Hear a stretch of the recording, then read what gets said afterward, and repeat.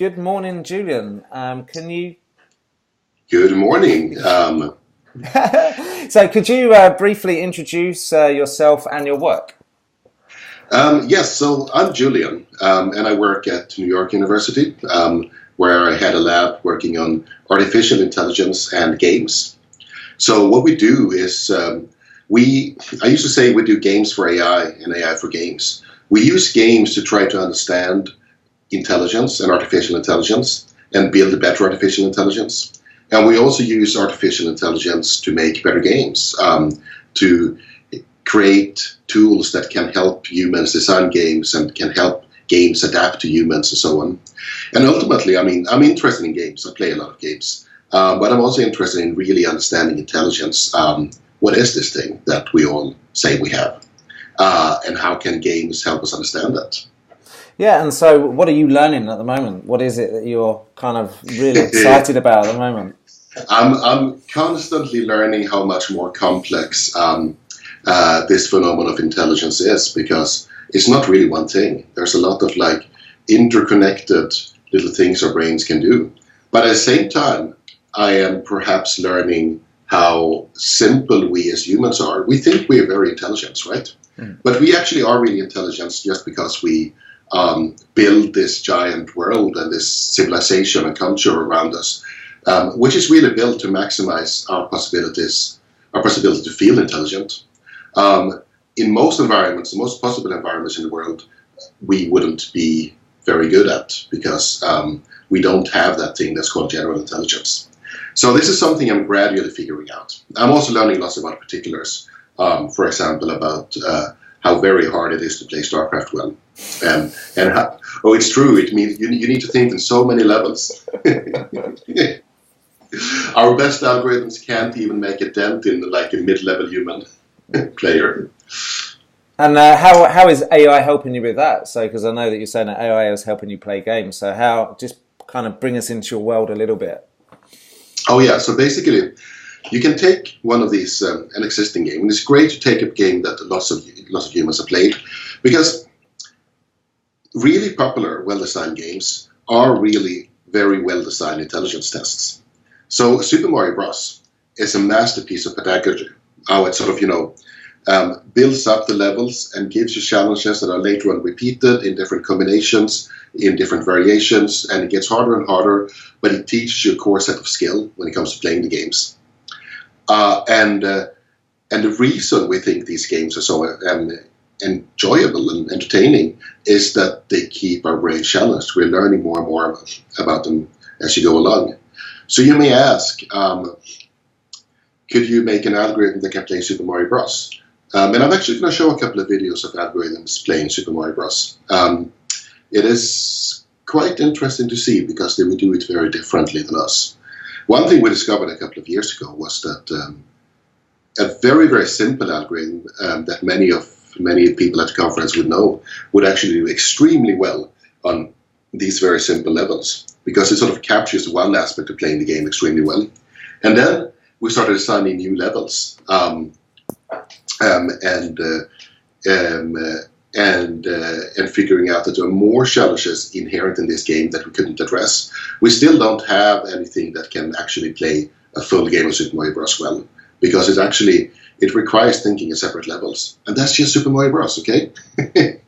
Whereas say StarCraft, you basically have to think at a micro level. You have to solve this overall strategic problem, and if you look at it one way, you're essentially running a logistics network in hyperspeed. Wow. And so with that, so how is getting AI or getting the computers to play gaming or being involved with gaming? What are you learning about AI from doing that? Oh, I'm learning about how to use algorithms in new ways, and we actually develop new algorithms. So for StarCraft, for example, we took a kind of algorithm called evolutionary computation, which is based on Darwinian evolution. You basically just take natural selection and plug it into a computer. It sounds very easy. The principles are very simple. The practicalities of it are horrendously complex. And usually it is not used in this way, but we figured out that you could use it for planning, particularly in a game such as StarCraft, because you need to take many decisions at the same time. And the planning methods that people use in computer science can't handle it. There's just too many decisions to be taken. But if you relax your expectations about how much you're actually going to investigate all these sort of decisions, and you basically see it as you're kind of moving around somewhat randomly in this space, which is outlined by all the possible decisions, then you can find a very, very efficient algorithm that beats everything else, which is somewhat counterintuitive. So that's a recent result of ours that we're very happy about, using evolutionary planning, for example. So we're developing these algorithms. And now you might ask, okay, so I don't play StarCraft. How is this relevant for me? First of all, you should play StarCraft. But it is relevant because StarCraft is a huge, complex management challenge, like running a big company. And you have the same challenge of taking a lot of decisions at the same time. And you have the same problem with, like, your planning algorithms won't scale, it won't work. Now, maybe this method could work here as well. I'm saying this as, you were going to give me a grant or something, because this is what I say to grant agencies.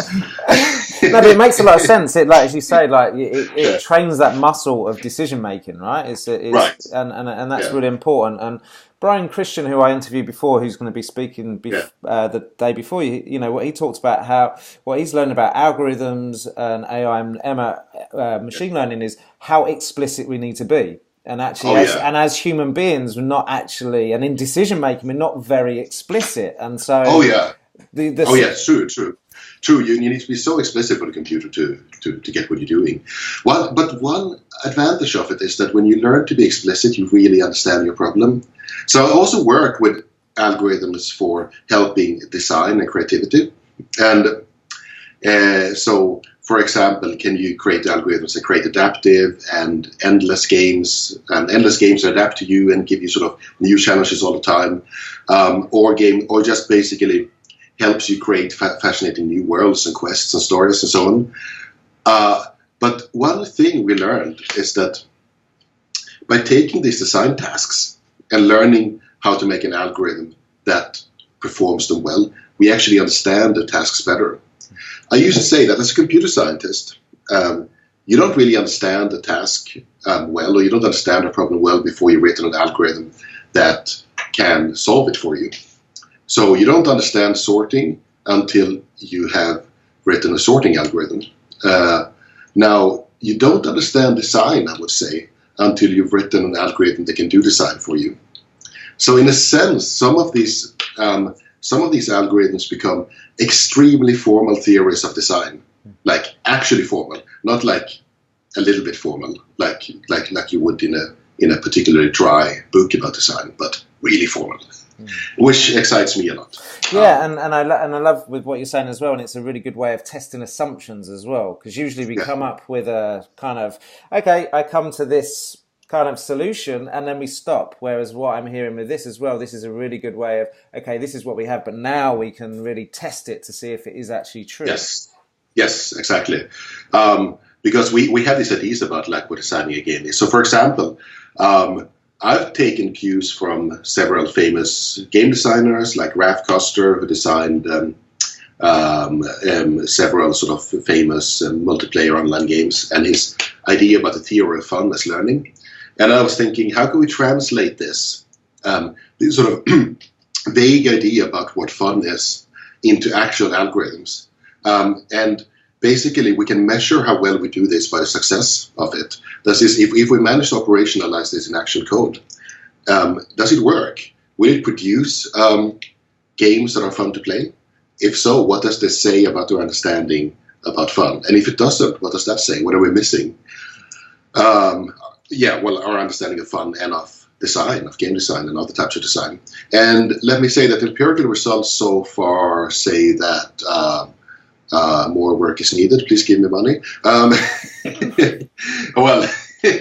let's say we've been able to automatically create games that are new, that we've never seen before, that baffle us, and that are not particularly fun because we don't understand them very well.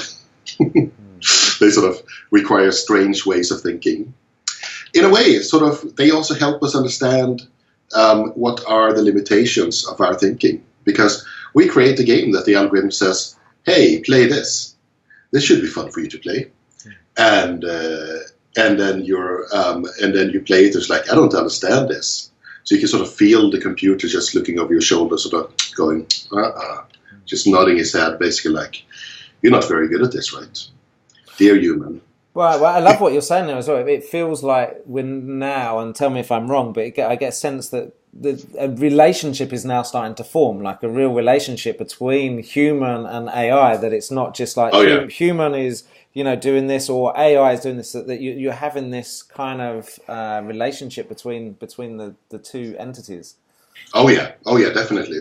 And I believe that when it comes to the design angle of this, we really need to work together. The future is for humans and machines to work together on designing things. It's not about replacing designers, though I sometimes tell designers that just to sort of piss them off a bit. But in my serious mood, I'm all about collaboration. It's interesting because we see that collaboration emerging in game playing already. Do you know about Centaur chess? I don't know. No. So basically, the best chess players in the world are no longer humans. We knew that since Gary Kasparov of 1997 lost to IBM's Deep Blue computer. So computers have been better than humans at playing chess for like 20 years. However, the best chess players in the world are no longer computers either. They're actually centaurs, which is a human in a collaboration with a computer. So you basically have a human taking final decisions by feeding the computer different ideas and having the computer figuring out all the consequences. And the computer suggesting things to try in what we call a mixed initiative fashion. And one thing that's really fascinating, which we haven't really figured out, is like, could we extend this to other decision-making problems? So it's basically, will a union of a computer and a human always be better? And can we take that to design? So we've been working a little bit on, like, for example, an editor for a puzzle game called Cut the Rope, where you design levels, but the game also helps you design levels. And game gives you feedback. Game tells you that, oh, this is how we can solve that level. And this level doesn't look very hard. Maybe you should add this thing over here, to make it more interesting.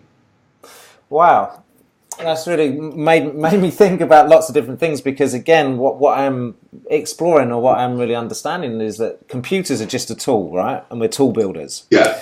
And so using the AI, as you say, in the union, is that it's getting very, very good data, data that we just couldn't get by ourselves, and so it sounds like we're now at that place where it's, yes, the AI will help us get the data, but where the union is that it's the human who will make the kind of ultimate decision from the data that is collected by the computer.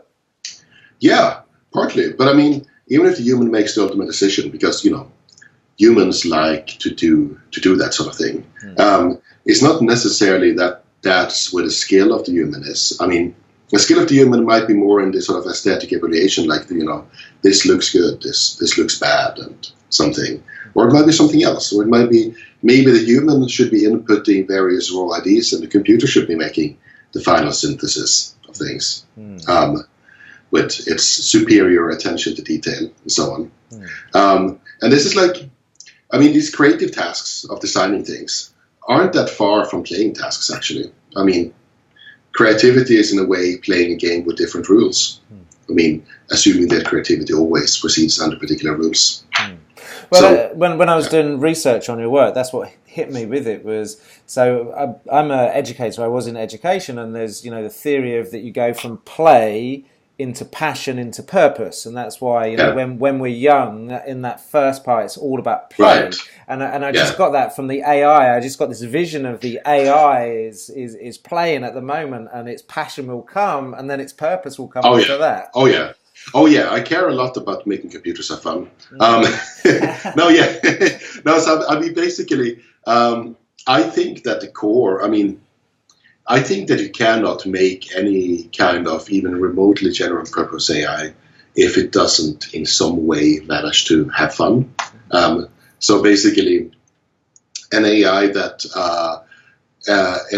is curious about new things. Interesting thing is that there are formal theories of curiosity that you can use for this. Basically, you can define curiosity in a somewhat dry way. Hang on here, as trying to optimize your learning rate in uncertain environments. So basically, a curious agent doesn't select an environment or problem where it's very, very good, and where it can't learn anything, and it won't select an impossible problem.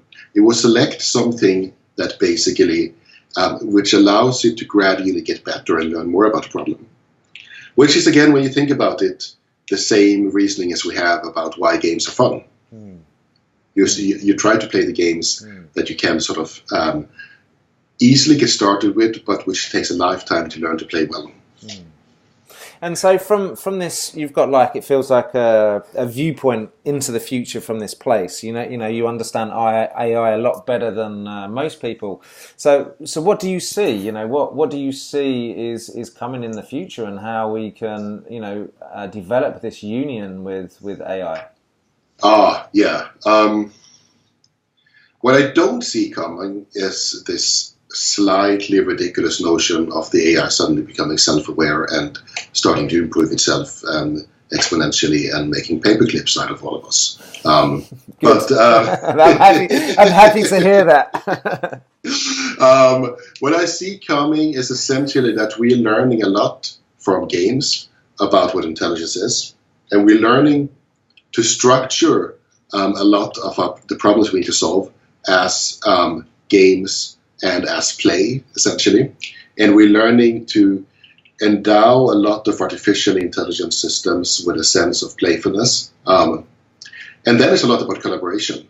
I think we should see all these sort of technical systems we're building as essentially extensions of our culture, extensions of our mind to some extent. We're building sort of crutches for our minds that allow us to be more intelligent. And what we're doing right now is we're exploring which pieces of these intelligence is it easiest to sort of, supplant or augment with algorithms, and which pieces are harder. And for now, we basically, human brains have sort of a competitive advantage. And are you starting to get a whiff of the application? Because again, I read in your stuff that you were very much into consciousness, and and Einstein says that we need to develop our consciousness to solve the problems that are here. Are you getting a whiff of application of kind of what's coming for us? I don't know. This is like two questions. One is about consciousness, and I started out in philosophy and essentially left philosophy because I didn't see how we could make progress on the core problem of what consciousness is. That might have to be for someone else, because I honestly have no idea. But that, when it comes to applications in our actual society, I see them everywhere.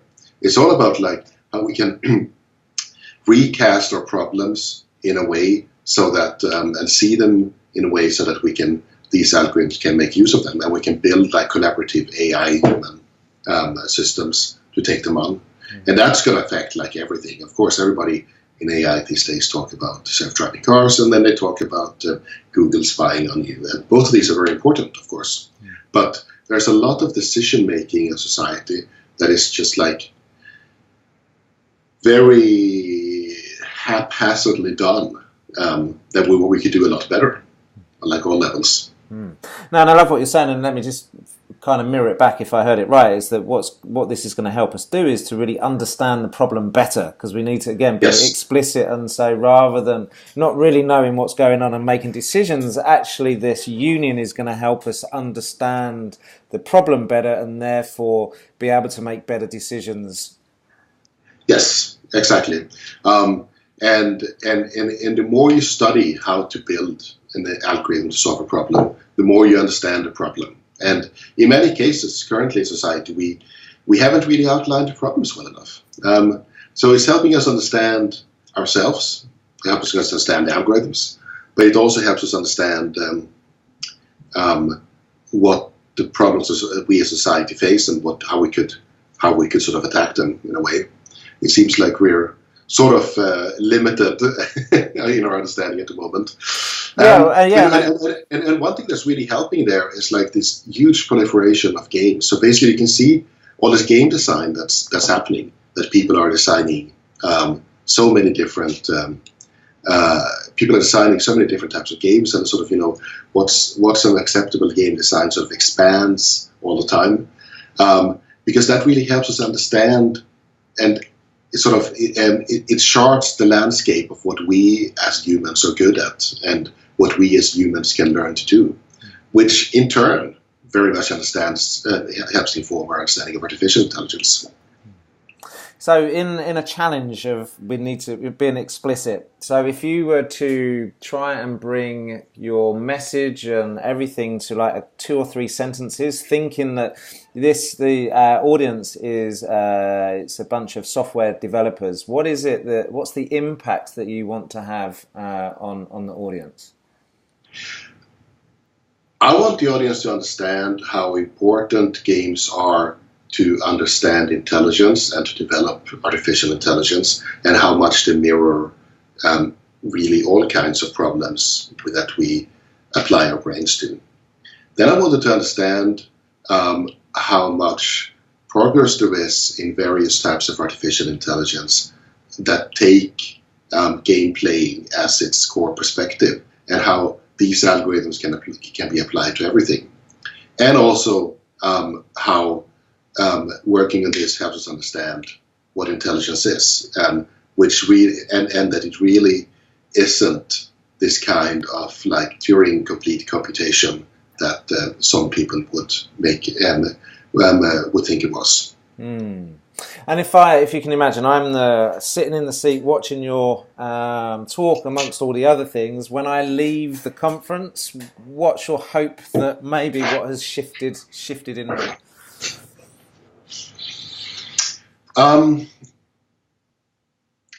A broader understanding of AI, what it is, and what it can do, and also that it can almost certainly, these methods can be applied to some problem you're working on, be it sort of automatic bug testing or decision support systems in some kind of business analytics tool or something.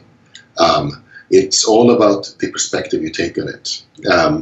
And you see this basically as, if you see this as playing a game, suddenly there are like lots of strategies that can be applied to these problems and lots of algorithms. If we're talking about in a more sort of pragmatic way here. No, absolutely, and I think you talked about curiosity, by having that curiousness and that playfulness, and actually, because sometimes I feel with AI and ML, it's very serious, it's. and so taking a more whimsical way of looking at things, where again we've got Linda talking about this, of really how to be creative and how to be much more, have much more fun with developing that, having that approach that so much can come out of this. Oh yeah, it is indeed true. And you read a lot of AI research, and you'd think that what really mattered here in the world was lots of heavily mathematical convergence proofs of different sort of neural network training algorithms. That is, of course, not what matters in the world. That is what certain machine learning researchers do because they know that's what they know how to do. I find a lot of it very, very boring. So there is definitely a different way of seeing it. No. Yeah, and so to finish up, going back to that question, what if you were just right now? What's most exciting you? What's the thing that gets you wake up in the morning and you're like, this is just super cool and fun?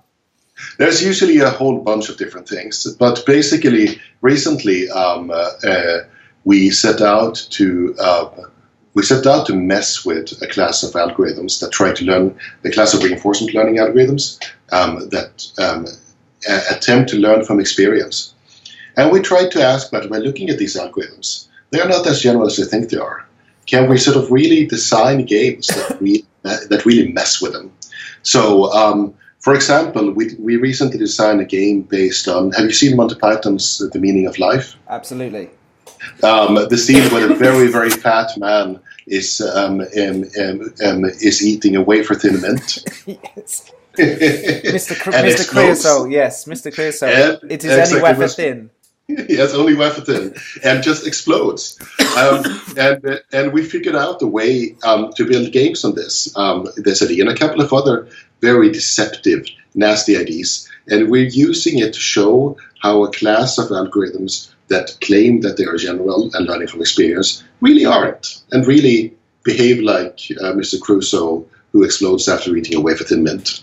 So that's one thing that gets me going. But I also, but I also all the other things. I care a lot about design and sort of